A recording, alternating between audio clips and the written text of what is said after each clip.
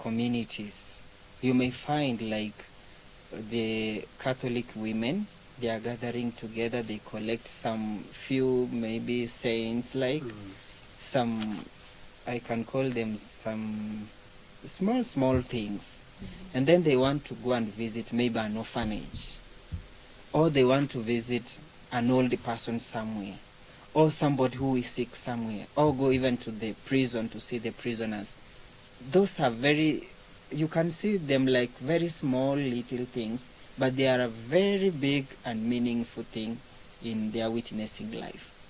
Yeah, there are so many things they are doing, but you have to understand. If you don't understand, you may think they are just going, showing off, moving around, but they bring a very big impact in the life of the church.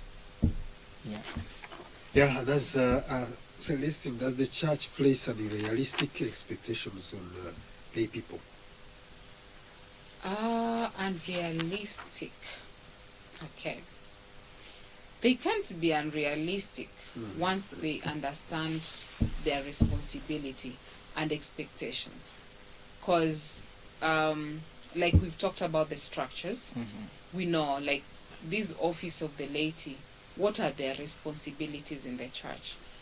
The clergy, what are their responsibilities in the church? Because that's where the genesis of it all, or the basic foundation. Once every group of people in the church know, like, this is our responsibility, then whatever that comes their way that is not realistic, they will avoid it.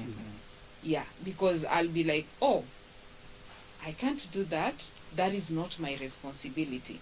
As a catechist or as a leader of this community, what I'm supposed to do is work on this and that. But when you come to, let's say, for example, the appointment of priests in the church, we contribute none to it. That is the decision of the bishop and his team, right? Imagine, as lay people or as Christians, we go and tell bishop, we don't want this priest and that. That is being unrealistic, because we are now getting into a docket that is not ours. So that's why I'm like, when we have the structures, get to know our responsibilities, you find it is very hard to do what is not required of us. So it's just everybody understanding. This is our office, this is the office of this, and it has to be respected. And where there is respect, I love the Catholic Church because you will never find us with there are some unrealistic wars that you find in other churches that sometimes I'm like, wow. But it's because people don't understand their responsibilities and get to know what they are supposed to do and who is supposed to head this. Because you will find people arguing over money, people arguing over leadership, people arguing over... But you see, for us, even how the church is being run, even the parish council, the committee, this committee is designed in a way that they know I'm serving for 3 years or 2 years, depending with the constitution of the church in that area. So after my 2 years, I am free to leave the office, not unless if people feel fit that I should continue with the office. But you find also there's a limitation. You cannot leave for more than 2 terms. You understand? So everybody knows, like, our parish council, this committee will serve for 2 or 3 years, depending with the constitution that is in that parish. So after the 2-3 years, they have to elect new leaders. So when you understand that, you respect that. And therefore, any other expectation that does not belong into your office... the church has given everything realistically. It has kept everything in because it knows that these are my laity, these are my people. They are supposed to go like this way, do this and not do this. So there is no maybe unexpected thing that the church has given to the laity. They have given everything according to the standard of the faithful. They are supposed to be like this, they are supposed to do this. It has given everything very collectively. And if in any case somebody is not satisfied, there is a room always. We see in our parishes, we have days when the lay can meet the local parish priest and talk to him. This is when they can express their dysfunctions. If they are not satisfied, that is the time they go and talk to the priest and they express what they are not happy with. So the church has put everything in a very perfect order, and it cannot demand something more extra which the faithful cannot be able to get or reach. Yeah. That is clear. Yeah. Now, is it fair to compare the Ugandan matters time of persecution to today's reality for the laity? I can say it's not fair. It's not fair because things have changed and we cannot continue living in history. 139 years Imagine 139 years ago, things have changed. And now, as I said, we have modernization, we have digital things, and the world has evolved completely. So we cannot remain in those 139 years ago.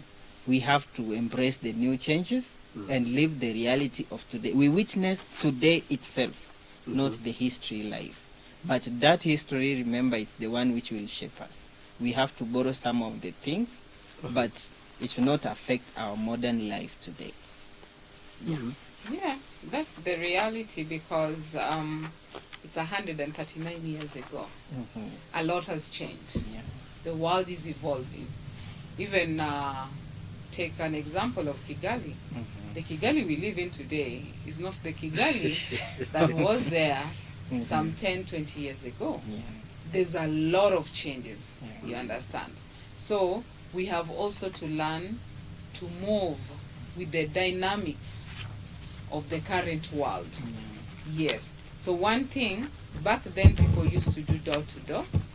Right now we are in PACIS TV, trying to evangelize. Yeah. We are using The modern way of reaching out to people. So we should embrace the modernity. Yeah, what's happening in the modern world right now? How do we evangelize? And that's why you find we have morning meditation. We receive it via our WhatsApp, YouTube. We have spiritual bites. Different priests are coming up with so many ways to reach out to many. We get our gospel, we get the homilies at the comfort of our home. Sometimes we don't have to walk miles and miles. So those are the changes that have taken place right now in the modern world, the dynamics, you understand. So back then, of course, it's not like we are blaming them, but that is the reality they were living back then. There were no development and everything else. But of course, if you come right now, what are the best ways of reaching out to many? So we have to embrace the reality. If I want to reach the youth, I have to... You go to TikTok. Exactly. Exactly. You understand? Yes. Yeah, I need to learn how to use the Snapchat Yes. and all those things. You'll get Because them. those are the realities of the life right now. Yeah. Because depending with also your audience Yeah. and the people you're targeting. Yeah. Yes.